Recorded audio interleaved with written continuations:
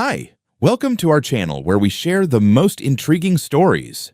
She tried to steal my family's 600-acre farm while I was on vacation, planted fake signs, forged documents, even started building roads. What she didn't know? I'd set the perfect legal trap before I left. This isn't just a story about land, it's about revenge served Texas style. They say, land remembers. And if that's true, then every inch of my 600-acre farm has a memory of my family etched into it. Hoof prints from generations of cattle, hand-dug fence posts, and the laughter of kids racing down dirt paths on bikes that barely held together. I'm James Randall, 43 years old, farmer by blood, bone, and every damn callus on my hands. My great-grandfather homesteaded this land in 1894, carved a life out of wild Texas brush and stubborn soil. He passed it to my father, and my father to me. This farm isn't just property, it's legacy. For most of my life, things stayed simple. Our land lay just outside the edge of town, peaceful, untouched, with rolling pastures, a creek-fed pond, and a forest patch thick enough to lose your troubles in. Then came Meadow Lake Estates. About a year ago, a developer broke ground just across the main road. I watched from my porch as the first wave of bulldozers rolled in, leveling mesquite trees and pouring concrete like they were trying to scrub the land clean of personality. Cookie-cutter homes sprouted up faster than weeds after a rain. Every one of them painted beige with a picket fence and a forced smile. And smack in the middle of it all was the queen bee herself, Karen Baker, self-declared president of the newly formed HOA. Karen was the kind of woman who looked like she ordered her personality off a corporate website. Crisp, polished, and dangerous in a PTA meets dictatorship way. The first time we met, she showed up at my gate in a perfectly tailored pantsuit, holding a clipboard like it was a sword. She introduced herself with a rehearsed smile and handed me a pamphlet titled Harmonizing Properties, A Guide to Visual Cohesion. I blinked at it and said, "Ma'am, my cows don't read brochures."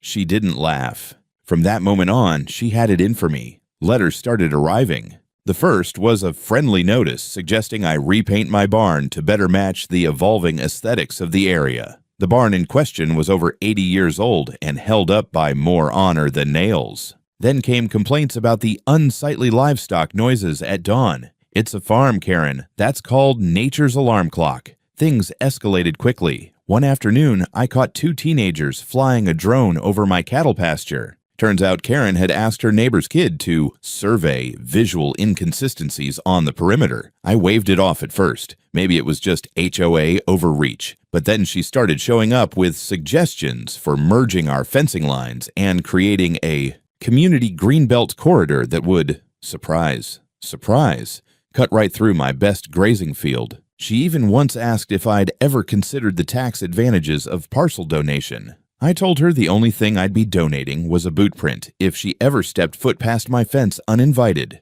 You see, the real danger with people like Karen isn't that they want control. It's that they think they already have it. I was starting to feel like a lone sheriff in a town that hadn't realized the outlaws were already moving in.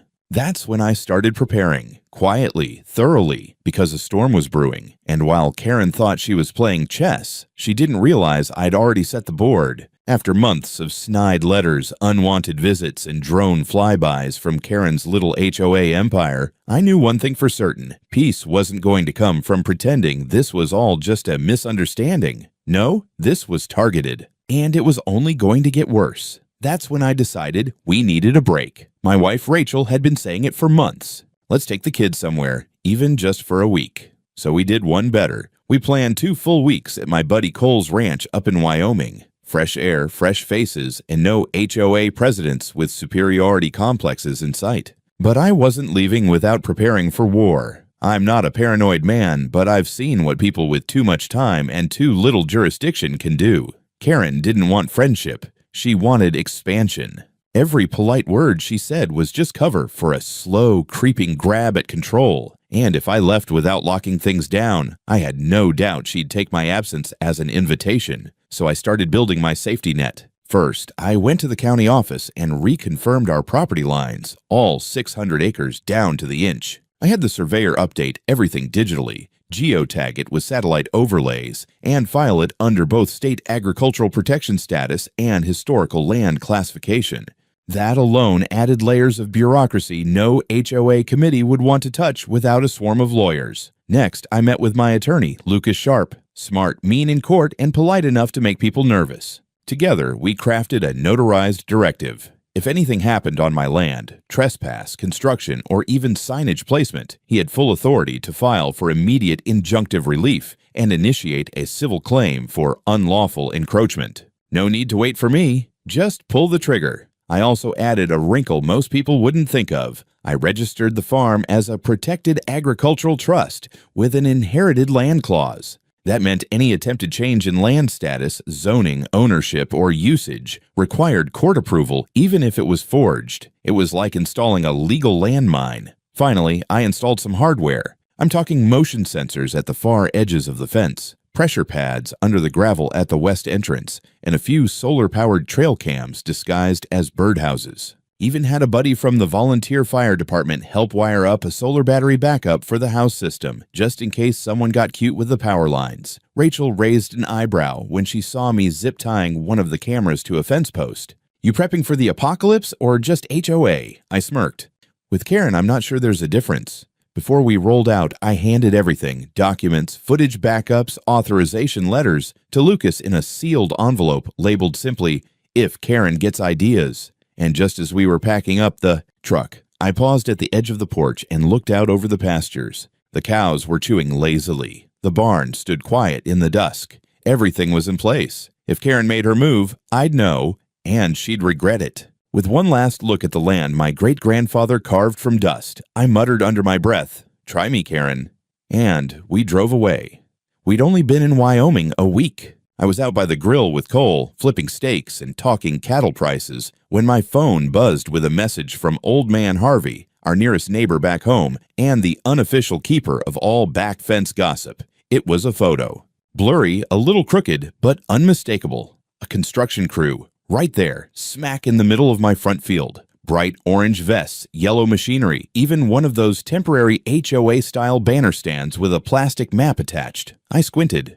There it was, bold as sin. Meadow Lake Ranch Extension, Phase 1 development. I nearly dropped the tongs into the fire. Seconds later, Harvey called. "Jimbo, not to ruin your vacation, but you might want to come back and wrangle some folks off your land. They've got a backhoe chewing up your alfalfa like it's a buffet." And one of them just asked if I was ready to transition to a more modern subdivision aesthetic. I told him the only thing I'm transitioning is into a man with a shotgun if they touch my fence. Rachel overheard enough to know this wasn't a false alarm. My pulse was already pounding. Back at the house, while the kids packed and Rachel pulled up flights, I did a deep dive into the digital security feed I had synced to my tablet. Sure enough, there they were. Workers marking out lots with orange flags, surveyors spraying lines, and worst of all, new signage mounted on metal poles that hadn't been there a week ago. One of them read, "Welcome to Meadow Lake Ranch Extension. Private HOA property. Members only." I could feel my molars grinding as I switched camera views. There was a security guard leaning against one of my fences, wearing a Meadow Lake Estate security jacket and sipping coffee like he owned the sunrise. And then she appeared, Karen, in sunglasses, khaki slacks, and a branded Meadow Lake windbreaker, clipboard in hand, walking the property line like some kind of suburban Caesar. She was pointing out where the green space would go, right over my family's garden patch. I watched her gesture toward my barn, my grandfather's barn, then speak into her walkie-talkie. I don't know what she said, but the guy next to her nodded and started directing a bulldozer toward it. That's when I realized she wasn't just pushing boundaries, she thought she'd already won. My jaw locked so tight I could feel my heartbeat in my teeth. They'd moved fast, too fast, faster than any legal operation ever should. But then again, people who know they're breaking the law tend to work quickly and sloppily. Turns out, Karen had filed a petition with the municipal zoning office claiming my property had been abandoned. She submitted fake affidavits signed by me and my wife, stating that we'd ceded the land to Meadow Lake Estates for a shared community initiative. To give it extra flair, she even attached a forged addendum saying we'd requested immediate HOA oversight during our absence to ease the transitional phase. There were even copies of our supposed signatures, which were laughable. Mine looked like someone tried to draw cursive with a crayon in their mouth. Rachel's was spelled wrong. Twice. They didn't just trespass. They tried to erase us. I couldn't believe the sheer audacity. In what universe did anyone think a 600-acre legacy farm could be folded into a suburban HOA like it was an abandoned pool house? But she thought I was out of reach. And that made her sloppy. She didn't know about the cameras. She didn't know about the motion alerts. She didn't know about the notarized landlock clause filed just weeks before. And she sure as hell didn't know I'd left the legal equivalent of a landmine, waiting for anyone dumb enough to cross the line. So as Karen installed her fake signs and her bulldozer traced a line through my clover field, she didn't realize she was standing squarely inside a legal trap with a blinking red light. And, oh, I couldn't wait to spring it. We pulled into the long gravel driveway at dawn, dust curling in the red morning light, the familiar creak of the front gate groaning open like the land itself had been holding its breath. But the second we crested the rise, I knew the worst was true. There were signs everywhere. Large white placards with green and gold lettering. Meadow Lake Ranch Extension, future site of HOA lifestyle amenities. Someone had the gall to staple one right onto our century-old wooden fence like it was a damn bulletin board. My barn had orange tape around it like a crime scene. My pasture had been carved into crude plots with spray-painted numbers. A surveyor's drone buzzed low overhead, as if we were cattle waiting for slaughter. But the final straw, there in the center of the field where my kids used to play football every fall, stood a portable HOA kiosk with a uniformed teenager handing out brochures. I stopped the truck, slowly opened the door, and stepped out like I was walking onto a battlefield. Rachel stayed silent. The kids peeked out from the back seat, wide-eyed. Even Dagger, our old shepherd, let out a low growl. Then I saw her, Karen Baker, standing beside a cement truck, hair pinned up, designer sunglasses perched like a crown. She was holding a Starbucks cup and barking orders into her phone, gesturing toward my barn like she was planning its demolition during brunch. I walked right up, slow and steady. She noticed me halfway through her monologue and froze. Then, that awful patronizing smile crept across her face like oil on water. "Oh, Mr. Randall, back so soon. We weren't expecting you for another week. But it's perfect timing. We've made some amazing progress already. You'll love the new layout." I didn't say a word, just handed her a crisp envelope, my legal notice, then turned to wave down the black SUV that was just pulling onto the gravel road behind me. Lucas Sharp, my lawyer, stepped out first, followed by Deputy Marshal Griggs, a towering man with the patience of a cactus and the authority of a wrecking ball. Behind them came Judge Hamilton's clerk, holding an official court order like it was a sword of divine justice. Karen's smile faltered. Lucas walked right past her and pinned a copy of the emergency injunction to the HOA kiosk. Another went on the cement mixer. Griggs, meanwhile, addressed the construction crew. "All work on this property is hereby ordered to cease immediately. Any machinery remaining on site within the next hour will be impounded as evidence in an ongoing criminal investigation." Karen finally found her voice. "This is absurd. This is all a huge misunderstanding. We have the paperwork. He gave us permission. There's a transfer of ownership." Lucas cut her off like a hot knife through margarine. "You forged land transfer documents with signatures from people who were either on vacation or, in one case, dead since 2009. You think the county clerk doesn't verify those?" Karen's face went from defiant to pale in seconds. I stepped up beside Lucas, locking eyes with her. "You trespassed. You vandalized. You illegally claimed 600 acres of my family's legacy to expand your HOA playground. You thought I was just some dumb farmer on vacation. But I was 10 steps ahead before I even packed my bags." By now, workers were packing tools in silence. The teen manning the HOA booth slipped off his name tag and disappeared into a truck. Griggs turned back to Karen. "Ma'am, you are hereby advised that you are being investigated for forgery, fraud, criminal trespass, and conspiracy to unlawfully seize property. You may want to call your attorney, preferably one better than whoever gave you the genius idea to sign over land you don't own."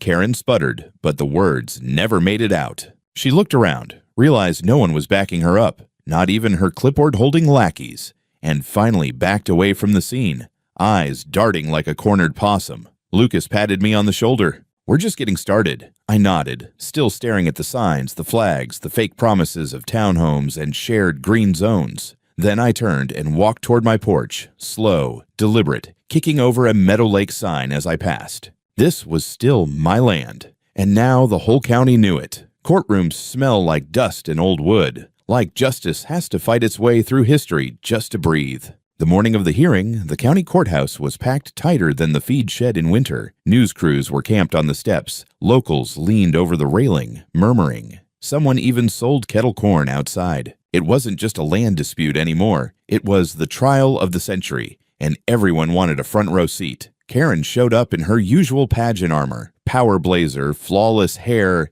and a rolling suitcase probably stuffed with excuses and denial. She flanked herself with two lawyers, both dressed like catalog models and radiating misplaced confidence. You could tell they'd never set foot in rural court before. One even wore loafers on a farm case.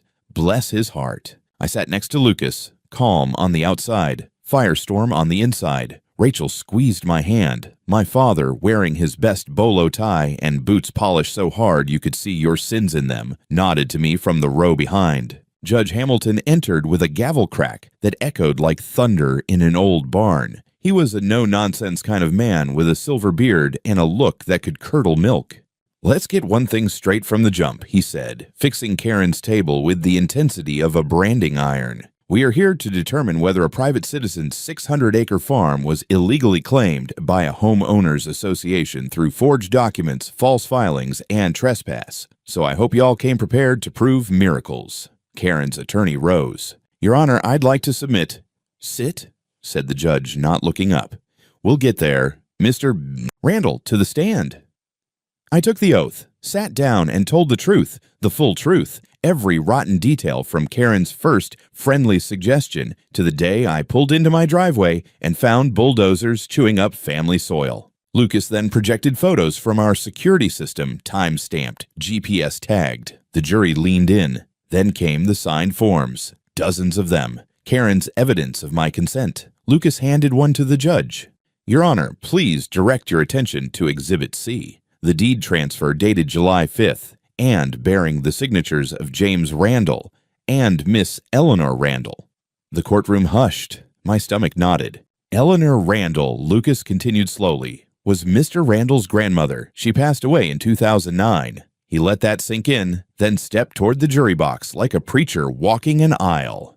"Ladies and gentlemen, I ask you plainly, where did the president of Meadow Lake Estates get the signature of a woman who's been dead for 16 years? You could have heard a pin drop or Karen's soul exiting her body. She looked like someone had cut the power to her operating system." The judge lowered his glasses and turned to her.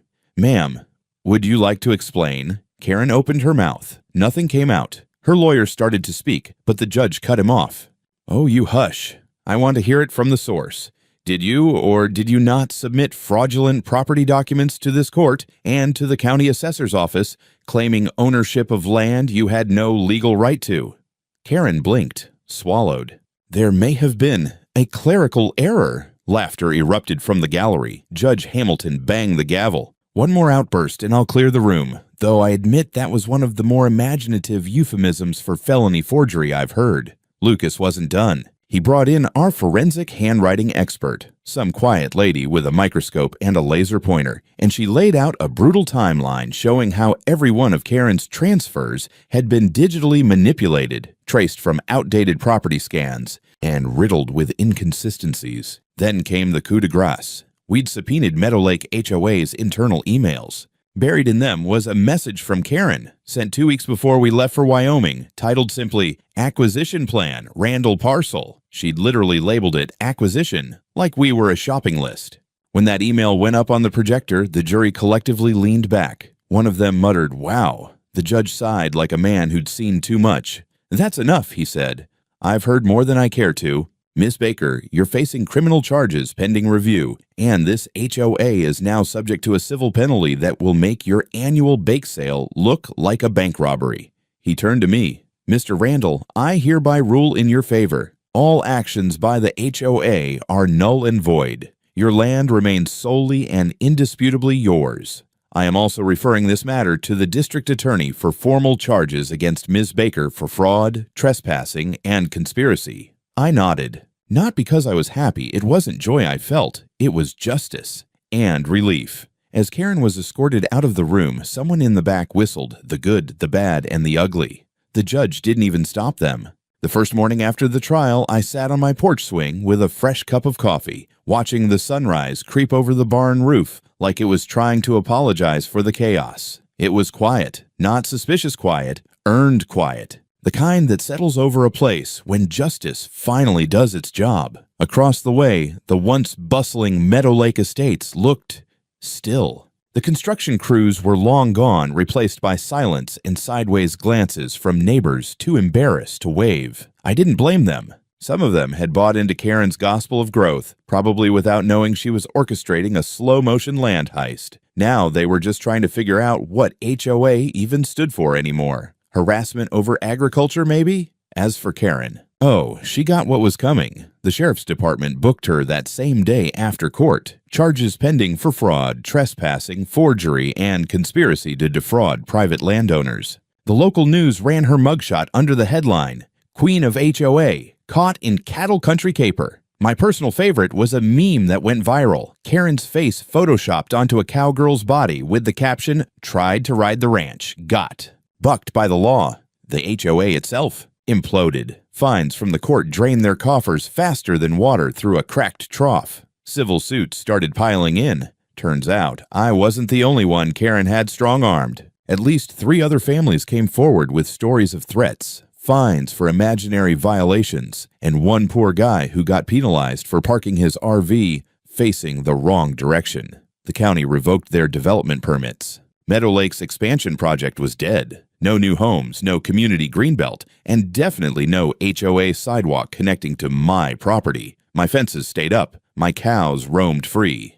And my land? Officially registered as a protected, privately held historical estate, immune to rezoning or annexation, Rachel started planting a new garden near the barn. The kids helped me repaint the front fence just because it felt right to give the old place a fresh coat after everything. Even Dagger seemed to walk with a little more pride. Lucas got offered a write-up in a legal magazine for the case. He politely declined and instead brought over a bottle of whiskey and said, "We ought to name that pasture after her. Karen's Folly." I laughed so hard I almost fell off the porch. One night, my dad rolled out his old record player. We sat under the stars with a couple of neighbors, folks who used to be on the fence, now firmly on our side. He put on Johnny Cash, cracked open a few cold ones, and said, "I always knew your stubborn streak would come in handy." The music crackled to life. Somewhere in the fields, a coyote howled like it was laughing along. We toasted to land, to legacy, and to the fact that sometimes the best revenge is doing absolutely nothing except sitting on your porch while the dust settles, the grass grows back, and the woman who tried to steal it all learns what it means to lose. A month after the dust settled, someone, I won't say who, but it might have been me, floated an idea at the farmer's market. Why not throw a little celebration? A sort of cathartic, county-style exorcism of all things HOA. Something loud, corny, and very, very public. 3 weeks later, we hosted the first annual Randall Farm Corn Festival, and buddy, it was a masterpiece of rural satire. We set up hay bales in a big circle out by the west field, right where Karen had once tried to build a community meditation space. Instead, we built a dunk tank and hung a life-sized cardboard cutout of her in front. The line for it stretched clear past the lemonade stand. One of the neighbors, a retired puppeteer named Glenn, made a talking scarecrow dressed like a HOA president, complete with miniature clipboard and a recorded loop saying, "Have you considered painting your barn beige?" Every time someone walked by, it added, "Violation noted." Kids ran wild in the corn maze shaped like the words private property. We even had a Guess That Forged signature booth with copies of Karen's fake documents. Winner got a custom mug that read, "I survived the HOA heist." My personal favorite, we repurposed the very same Meadow Lake Estates sign they'd tried to mount on my land, spray painted over it in bold red. "You are now entering Randall Farm. Last person who tried to steal it is paying us $250,000. Enjoy your corn." People took selfies with it like it was a national monument. Karen, of course, was nowhere in sight. Word had it she'd moved in with her sister 2 counties over while her trial crept along like molasses in January. Every now and then, someone would raise a toast and mutter, "To Meadow Lake," followed by a round of laughter and somebody snorting corn whiskey. As the sun dipped low, my dad climbed up on the flatbed stage and raised his hands. Folks, Sanahi said, we've had a hell of a year, but tonight, we're not just celebrating that the land stayed where it belongs. We're celebrating that when somebody tried to fence us in, we didn't fold, we hosted a festival. That's country justice. The crowd hollered. Someone started playing banjo. Kids lit sparklers. Rachel handed me a plate with cornbread, ribs, and pie, stacked like a patriotic tower. And as I looked out over my land, still mine, still free, I thought, maybe next year we'll make it a tradition. Because nothing says victory like sweet corn, good neighbors, and a dunk tank named Karen.